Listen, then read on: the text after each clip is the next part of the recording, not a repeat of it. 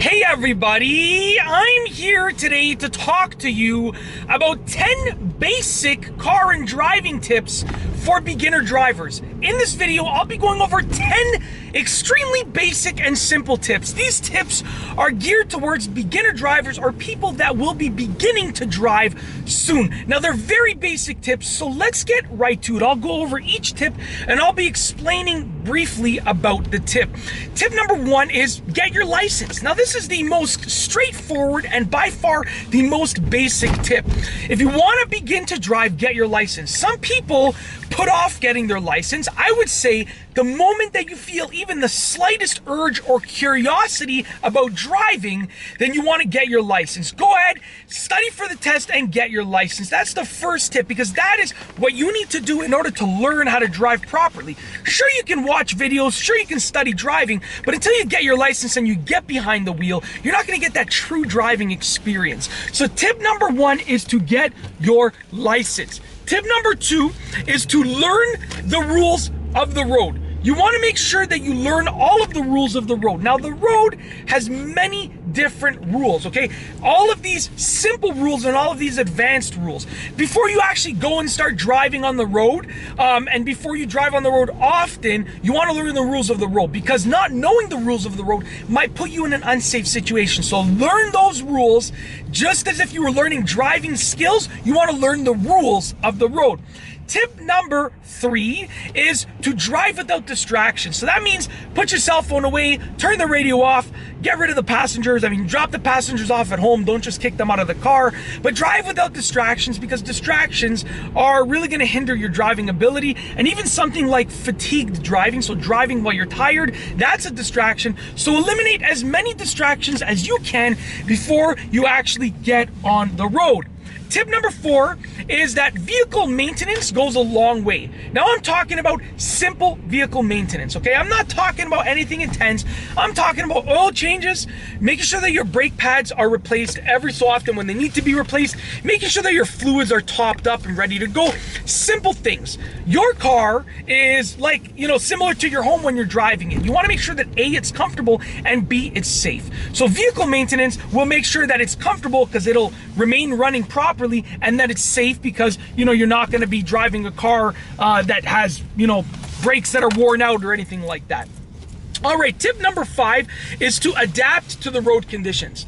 Now, what you want to do is you want to make sure that you adapt to the road conditions. Now, that means that if the roads are icy or snowy or wet or foggy or windy, you want to make sure that you slow down and you take your turns slower. You make sure that you increase your following distance. You make sure that you take the appropriate precautions with regards to like turning on your headlights, turning on your fog lights, whatever the case is. Adapt to the road conditions. If the roads are dry versus the roads being snowy, you have to drive in a different way when the roads are dry and snowy. It's as simple as that.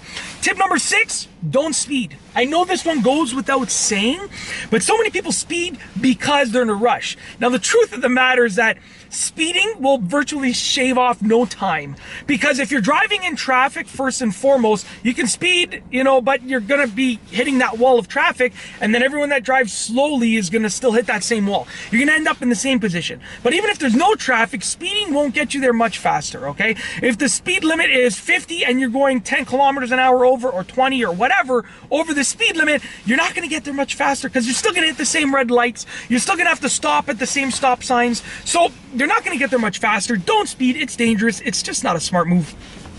Tip number seven, look ahead on the road and at the road. Don't focus on the car in front of you. The car in front of you should be in your vision and in your sight, but look ahead. Looking ahead will allow you to have advance notice whenever something happens. If up ahead a car puts on their brakes 5 cars ahead of you, you're going to get that advance notice that you should be braking shortly. So look up ahead on the road. Tip number eight is to look ahead in the turns. So when you're taking a turn, don't look in front of the car. If I'm making a left-hand turn, I can see the front of the car, but I'm looking ahead in the turn. Number one, that's where your car's headed, so you don't want to be looking ahead, and then as soon as your car changes directions, you're like, whoa, what's that in front of me? You look ahead in the turn so you can see anything that's in front of you and throughout the turn, and you should be checking that before you even start the turn anyways, but looking ahead in your turn will allow you to take turns much smoother, okay? Tip number 9 is that your side mirrors will greatly help you. Now, when you're reversing a car, obviously your side mirrors are important. It's important to look out the rear windshield and look around your car as well. You shouldn't only rely on your side mirrors, but the truth of the matter is that your side mirrors will greatly help you, whether you're reversing to the right, to the left, straight back, reversing into a parking spot, parallel parking. Anytime that you're reversing, your side mirrors will help you. And also, even when you're driving, when you look at your side mirrors, you're gonna get an idea for what's going on beside your car and behind your car.